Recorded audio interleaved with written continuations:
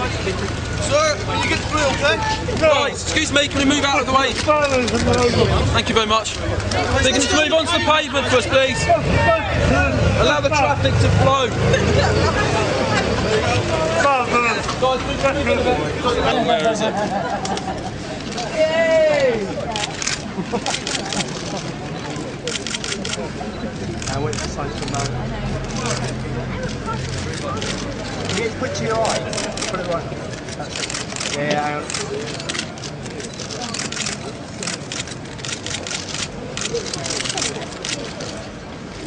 Do it! All powerful.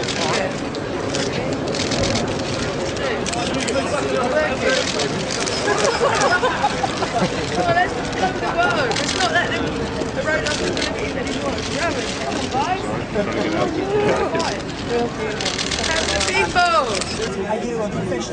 Taking photographs of a police officer or a member of the security forces or armed forces. In fact, you can have your equipment seized, you can be looked through, you have to provide a good reason, a reasonable excuse of why you took the photograph.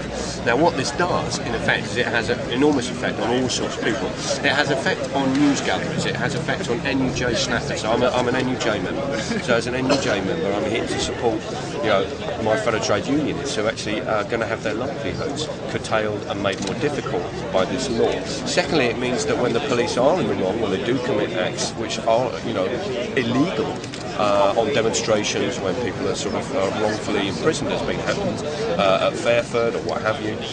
Actually, it means now that the documenting of this becomes more and more difficult. Thirdly, what it means is this is another law with which to criminalise people.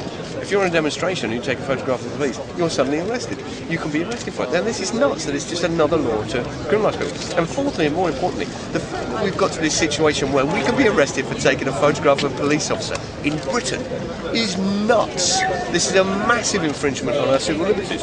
And actually, it's one of many. It's one of whether it's the right to demonstrate, whether it's about ID cards, whether it's about the RIP Act, whether it is about all of this stuff, or MPs trying to exempt themselves from expensive. What it is doing is actually making us more accountable, increasingly accountable to the state, without the state becoming more accountable to us, and using the excuse of terrorism to drive this through. Now, the police say that this is here to protect them. What's your response to that? They're supposed to be here to protect us and our rights. Human rights are the law. It's the law. Their job is to actually look after the law. So our human rights actually are things that they should be looking to protecting, rather than coming up with rather spurious laws that will actually just not only curtail liberties, but make people's livelihoods and make it increasingly more difficult. More time, right? Yeah, sorry. The argument is that it's legitimate to lean on the rights of photographers if the lives of a police officer are saved. I think that that's a false argument. I think it's an argument that might be put forward by people who are keen to curtail civil liberties. Actually, what you're suggesting there is that photographers, working photographers, actually are going to jeopardise police officers' lives, which is fairly absurd. Actually, what this is, then this is always another reaction. We put it as we're fighting terrorism. How are you fighting terrorism? Actually, people are more likely.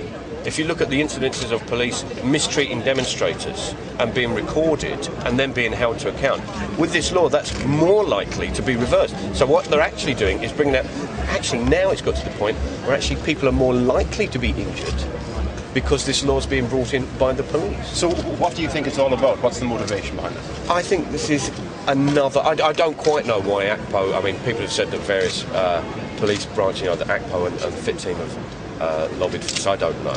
I think that this is another law, which is just one of a series of laws, which makes us more accountable to the state, when it should be the other way around. It's patently absurd that actually you folk, you're going to be affected by it. News gathering will be affected by it. Our democratic rights to know what's going on and to actually make decisions based upon news and information is severely curtailed. So I have no idea why they brought this law in, other than the fact that Jackie Smith is just a profoundly undemocratic, dictatorial, statist pig. Nice one. Come on, cheers for that. That's Where right. have you come for, the ear or the finger? Hold, hope and block. Perhaps we should give them the finger. Ready?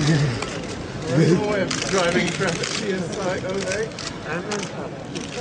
My name's Jessica, I'm the press campus. Why are you here? I'm here because I'm here with my colleagues who's already under the terrorism legislation without this new law passed today. We're facing intimidation on the streets, stop and searches and surveillance, and it's really limiting our ability to work. Have you been stopped? Yeah, I was stopped in December last year covering a traveller wedding in the London Docklands. The police said I could be doing hostile reconnaissance because I was in the vicinity of City Airport. And what happened to you? Well, they detained me for 45 minutes. I showed them my press card, they'd phoned it through, verified it, I was phoned by the journalist there covering the wedding, yet they still said I could be doing hostile reconnaissance, seized my camera, said if I used any of the footage or any of the audio that I could face severe penalties. What was that like for you? Were they quite intimidating? Or It was very intimidating. It was in the dark, an empty car park at that point, 3 police officers, they weren't being very friendly. So yeah, I did feel intimidated, so I think it was a necessary